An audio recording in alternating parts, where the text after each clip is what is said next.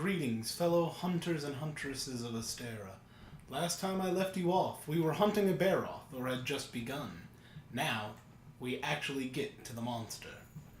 It will not escape our blinding bow's sight, though it will scream at us. It's been a bit, and I'm sorry for a late upload. Just a number of things got in the way, including weather and regular life functions. But no matter, a delayed death for a Baroth is still a death nonetheless. And today, we hunt to dissect this thing and explore the secrets of the Wildspire Wastes. Namely, last time we were here there was a giant piece of slag over there. You can see it in the background of this shot. Presumably, this slag was created by the elder dragon we tracked to the New World, known as Zora Magdaros, the Living Mountain. Oh look, we broke two parts of Baroth off. Now, that's not actually that difficult for those of you who are not Monster Hunter enthusiasts anyway, because Baroth is actually coated in an armor made of mud, and those can be counted as being broken off.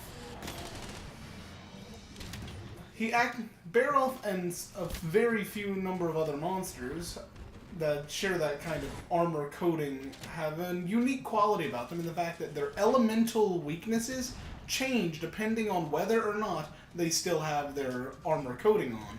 Baroth is weak to water while he has his armor coating on, as it will wash off the mud and make him more vulnerable. Though when he is unarmored, his weakness is actually fire, as there's no more mud to douse the fire. Other monsters we will see like this will come up in future episodes, so I'm not gonna spoil it just yet. But there have been monsters from old Monster Hunter games that shared this. One of which was my favorite from Monster Hunter 3, the Agnactor, who used lava armor, who had 3 states. When it was a brand new armor, when he just came out of the lava, it was still molten and weak to water. However, water would also harden it to stone. The stone was weak to fire, as it would reheat it to fire and to lava. And when it was broken off, I can't remember his weakness because that occurred so infrequently.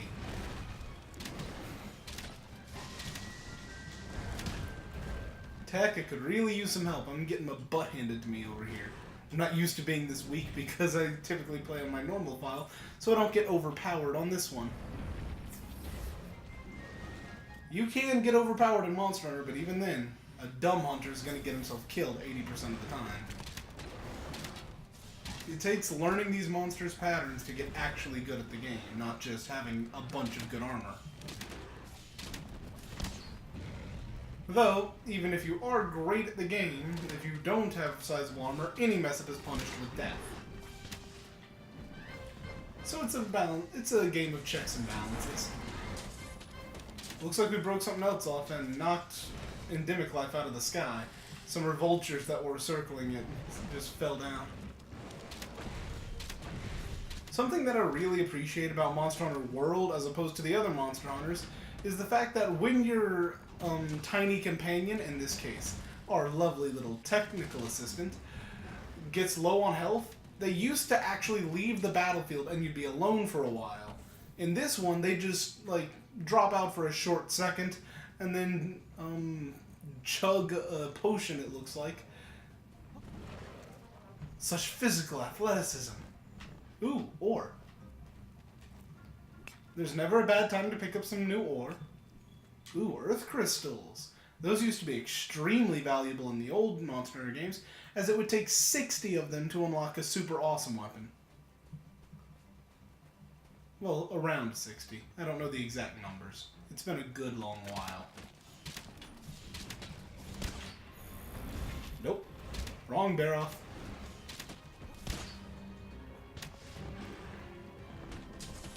Another thing about Baroth's mud is that when he has a few attacks that are dependent on his mud, such as a headbutt into the ground, or when he starts shaking his body violently, he's actually shaking off mud, giving off a little bit of his armor, but it creates a slow and difficult terrain to maneuver through, as you'll get stuck in the mud.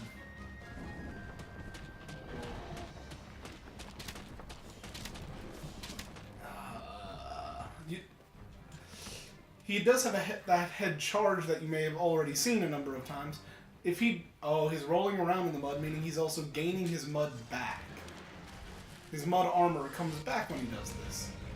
And if you can interrupt him, it's at least mostly recommended. Aw, he just did the thing that I was going to try and tell you guys about. When he does his head charge, if you can force him to charge into a pillar of stone of some form, he will actually knock himself over.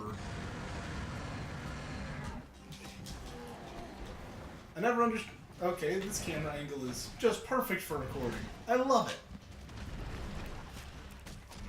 We're not going to get as much damage as we typically would because we mounted him while he still had mud armor. But perhaps we can get rid of some of the mud armor in the more dangerous spots for it to be. Or, I don't see any mud armor on the tail. Let's try and knock that off. A 1, 2, 3. That was not that much damage. A number of monsters have severable tails, including the Bear-Off and, during one of the more recent episodes, the Pukey. Severable tails can be taken off by the Dragon Piercer shot, as far as I've seen, but not many, but I don't think any other arrow shots can actually take it off.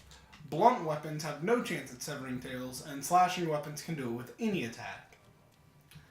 Except for the Greatsword has a special attack where it hits it with the flat edge of the sword because it's so large, and that counts as actually a blunt strike. We're gonna grab this God Bug. They're really good later on.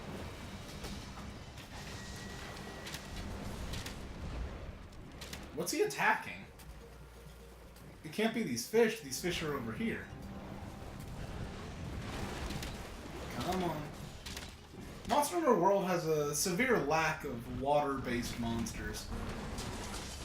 There's only one to my memory that actually utilizes water rather than is weak to it, and so few are weak to it without having another major weakness that water is just a useless aspect in this game, and the one monster that has it becomes incredibly forgettable.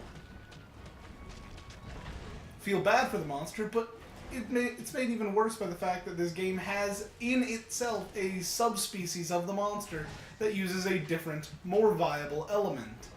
And I don't think that variant has any weapons. Oh look, we're getting in a little thing on Slinger Thorn ammunition, which I can give you myself. They're sticky bombs. While they don't do much damage on impact with the monster, if you hit them again, they will cause a small little burst of damage. It's like putting a nail up to someone's foot and then hammering the nail in. That's a more gruesome thought than I anticipated it being. I don't know why I didn't anticipate it being more gruesome. Come on, get out of the mud. While rolling around in the mud gives him his mud armor, I don't think, nope, I was wrong. Just laying in it gives him his mud armor back too. You can tell when Bear-Off is enraged because the ridges on his head will start ventilating steam on top of them, like a chimney stack on a train.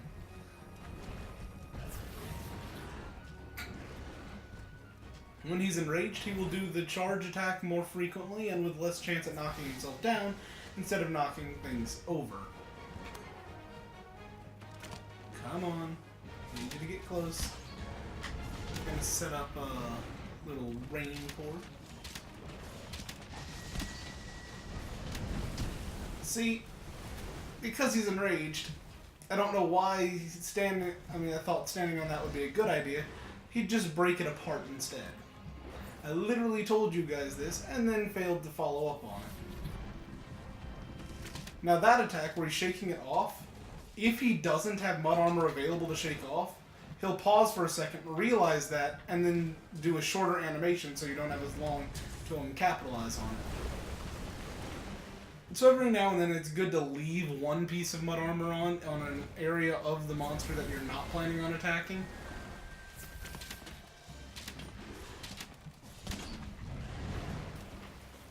Oh, come on. Don't get me yet, Barrel. I've gone this far without a feint, and you're not taking it for me. Come on. You've got to be close. I could capture you if I had Trank Bombs, but I don't think I've made Trank Bombs yet. I request not dying. I don't have a lot of health to fulfill this request. There are the Mega Potions. I've been wondering where those went. And Flash Pots. I came equipped and I've just not been using it. Might Seeds? Alright, Flash! Might Seed? Flash! Come on. I got this. He's stunned for a short second with the Flash Pods. So I'm trying to maximize the damage output while I have it. I broke something. Probably just more mud. I'm trying to stun him by putting more of those... Oh, I actually broke the Rage. That's a rarity for me. I typically utilize severing weapons, which are actually weak to breaking more parts. While they can sever tails, blunt weapons have the advantage on part breaking. Oh, my handicap of my controller is getting to me. You see it tilting up every now and then. You did it, partner. And that's a dead bear off. Congratulations, hunters. The monster of the mud now lays 6 feet under it. Not yet, though. I need to dissect it. La-di-da-da, let's see what we got. We got a scalp, the thing I broke off, the barrel shell, a piece of its muddy hide, and a ridge, another thing I can't rhyme anymore. Anyway, let's collect some of this cactus while we're here. We got another 30 seconds to wait or so. Good, good. Everything is hunky-dory. Ooh, bones.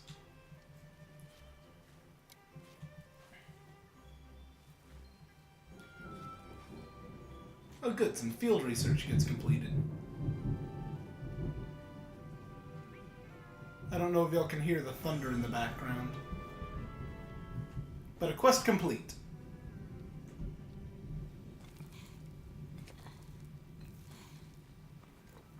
Oh, hey. Hello again. Back. Oh, don't worry. Took me what? Safe place for the scholars to hide. I guess I'll go round them up. Wait for us back at camp. No, it's my turn to study this thing. You there. Are you part of the Fifth Fleet? I guess so, yeah. Then that means the Elder Crossing is upon us again. Kinda. Let's fly by faster than I can count them. Are you an elf? What do your elven eyes see? Of the First Fleet. Oh. To share your tale with me. Compare notes? Let's find I love to.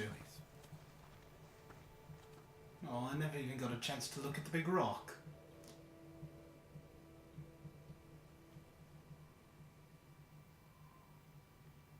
So, my old friends are well. Praise be. It sounds like the good scholars are as incorrigible as ever. Might I ask, are you tracking the monster that dropped that massive slag? Well, yeah. I My job. know. It seems so easy. Follow the trail, find the truth.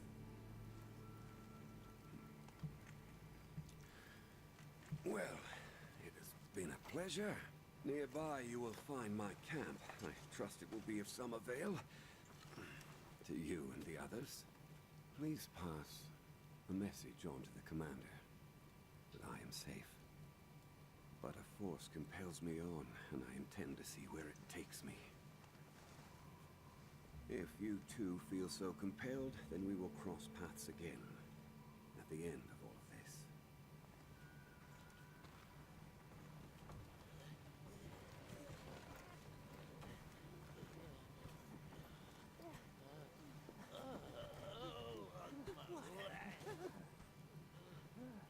Was that who I think it was? Probably. I don't know what you're thinking. Good to see you. Fine work out there. Thanks to you, our people are safe and we know more about our target than ever. Since you left, we've been charting all evidence we've collected across the continent. The scholars think they'll be able to pinpoint Zora Magdros' location soon. But until then, seems like a scholar has gotten separated from his escort. I need the fit to go find him and guarantee his safety. The scholar was separated from his escorts while collecting evidence in the Wildspire Waste. We now have access to new camp. The camp that, our new buddy told us about. Let's go collect from the resource center, since we have those already done. This is actually during a big event going on for the Spring Festival. I might try and collect some of the armor while I have the opportunity. I guess not. Never mind. Look at this absolute unit of rock. I'd call it 20 kilos. I don't actually know. I've never used the actual kilogram systems. I've used grams as I actually work in science, but I work with small batches, so kilograms are a bit beyond me. Sinister shadows in the swamp. That's promising. Perhaps y'all will get to see the forgettable water monster I mentioned. What do we have going on, friendo? Well, that's... You know, you are just the best to talk to about this. Another quest for today. I should have the time to handle this.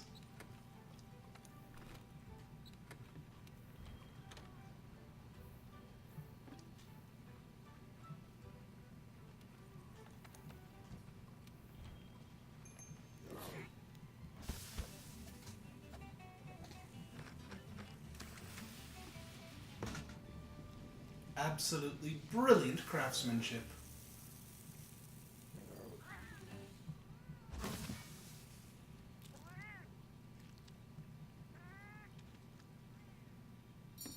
Lovely. Oh, and we got the actually good food skill. Insurance prevents our first death from actually counting. Now away we go, on wings of a drake.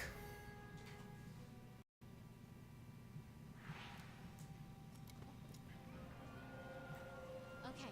I know we're really close to the swamp, but let's see where the other camp is on the map. Your wildlife It's map right tells here. where you are and where the scout flies are taking you. You can also use it to keep tabs on monsters. Let's go check out the new camp while we have the opportunity. And exhibit the fast travel system between camps as long as you are not in combat. Looks pretty nice, and we're actually going to stock up screamer pods. This is the monster I don't want to fight because it burrows. Screamer pods are used to get monsters that are under the ground, out of the ground, in a sort of pitfall trap like... Ooh, geckos on the wall. I'd stop if I had time and collect some of them. Ah, I broke the web. Just not doing well. But, screamer pods are meant to cause intense vibrations above the ground for creatures who have tremor sense, aka any creature that bothers to burrow, and will cause them to erupt out of the ground in a pitfall trap-like fashion. Wait a minute, what?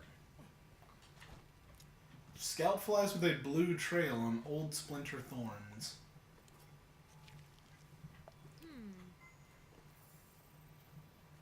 That's not... What makes that kind of a footprint? Oh wait, those are humanoid footprints. These are the footprints of the actual scholar we're tracking. I forgot we're tracking him and not the monster. I see a scholar and a... What's that he's sitting next to? It looks like a barrel? That's a dead Baroth. Full of old splintered thorns. God, don't let him find me. Oh, I expected you to be shorter, like the others. Oh, I saw it. What did you see? No, the Juratotus. That didn't kill the Baroth. It was, What's a Jira... Oh my god! Let's get you out of here, sir. There is no way that fish is going to eat that entire barrel. I wanted it. Give it back, you dumb fish. Oh, hello. What was... Oh, that was a wedge beetle the camera showed. It allowed me to swing out of the way, like Tarzan or something. New target. New target. Hunt that Juratotus. Let's start off the mission well, and as you can see, if you look closely at a Juratotus, it also is covered in the same type of mud armor that the Baroth is. Mud armors are weak to multiple hits rather than heavy hits, meaning that that little rainfall actually is really good for breaking mud armor. His mud armor, although he sits in the mud, does not come back as easily. It comes back when he performs this action of just like sliding around in the mud. He seems really easy to knock over because of the weakness of his mud. But while the Baroth's mud becomes fertile and good for farming, his mud is sticky and prevents movement, and he utilizes this to his advantage by slinging mud from his mouth. Stop gaining your mud back. It's becoming annoying. Although it is providing me with little shinies. Okay, it went from him being knocked over to him being stunned. So all it was he rolled over and it reset his timer while he was on the ground. This Juratotus is going to be no problem. I'm going to have had less problems with the Baroth. And it might be because his slimy fish skin would be typically good for reflecting blunt and striking attacks. Unfortunately for him, I'm using piercing attacks with a bow. But this is the forgettable water monster. It's just a big fish thing. There's another version of it that uses fire, and it even looks like a muddy reskin of an old monster called the Plesioth. It acts similar to it, but in much shallower waters. We haven't seen it actually burrow yet. What's it doing? It's trying to get its mud back. Darn it, stop that. It does give me a chance to set up that as a trap for it. But I don't like having to break the mud off every time. Where's it going? Nope, nope, nope, nope, screamer pod. Because this is water, it won't let it set up a pitfall trap.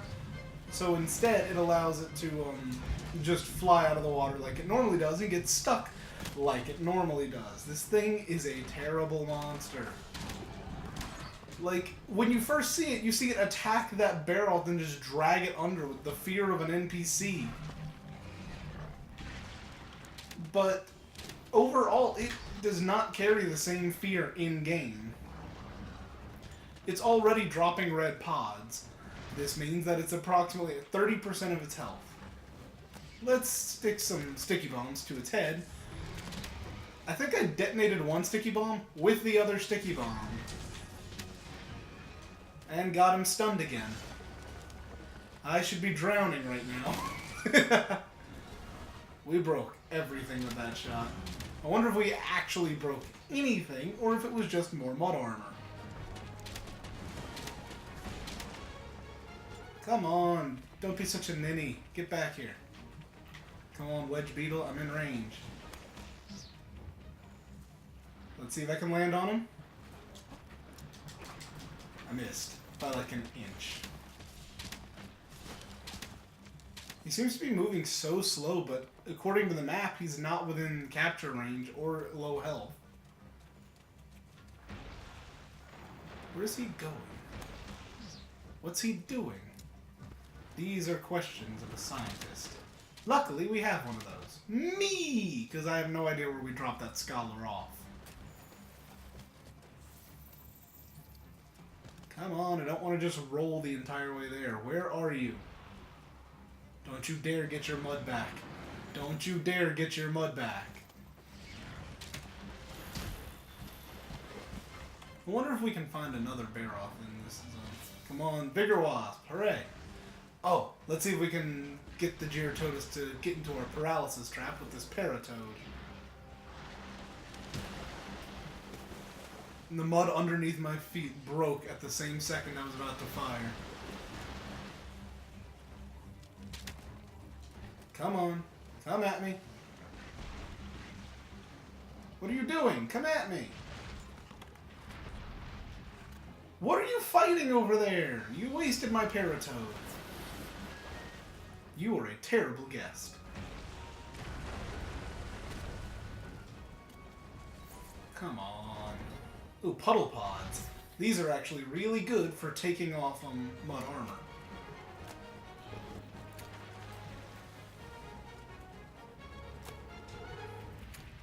Not very strong on their own, but again, really good for mud armor removal. I can't tell if he has mud armor because the entire fish is actually muddy in coloration. Okay, so we can tell because of that little white spot on the fin that it's actually been broken off, meaning that that part's actually broken. That means we can target our next attack from the mount onto the non-broken backside for hopefully to gain some fins, because breaking parts nets more rewards. 1, 2, 3, and there's a Paratoad. You know what? Just for insult to injury. Now you're paralyzed for even longer. And I'm gonna target that spot on your back. Is this considered monster cruelty? Can it be?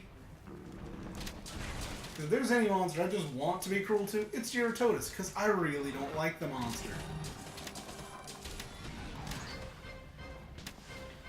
I hate targeting with this right stick problem.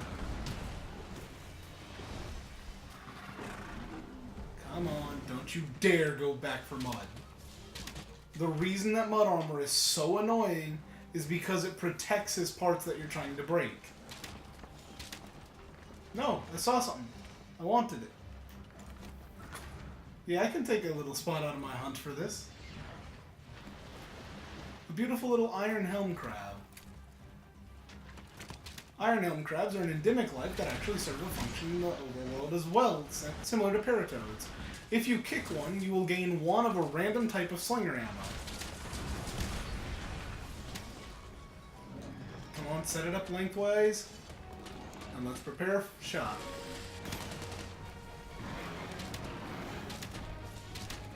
Gerototus, you're taking a bit longer than expected. Come on, we can kill you. We can get this over with.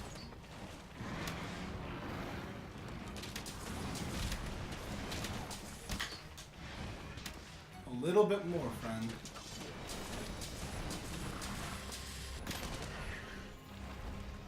He's limping, that means he's weak. Punish his weakness. You can't escape my justice. I'm out of stamina. The only problem with bows is their stamina management.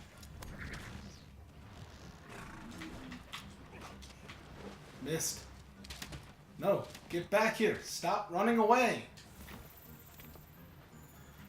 Coward! Ooh, mud.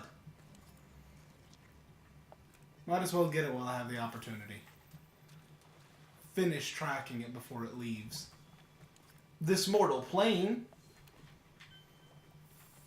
Perfect.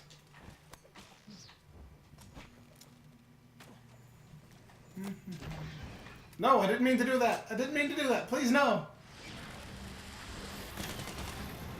Oh, that was lucky. Come on, just keep getting knocked down. You get knocked down. Then you get knocked down again and again and again because you sucked your Totus. You're a terrible monster and you should feel bad. Get me out of mud. So that's what I meant by he can actually make difficult terrain with the mud.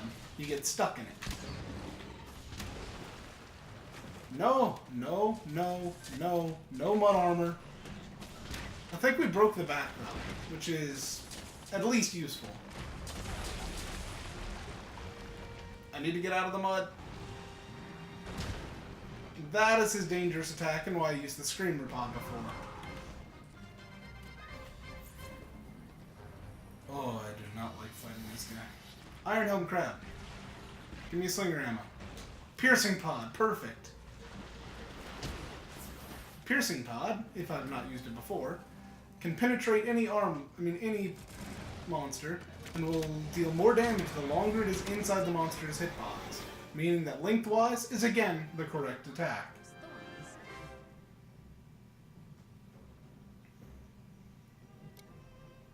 But that's another victory for us. Let's see what our rewards are, and then it'll be time for me to sign off.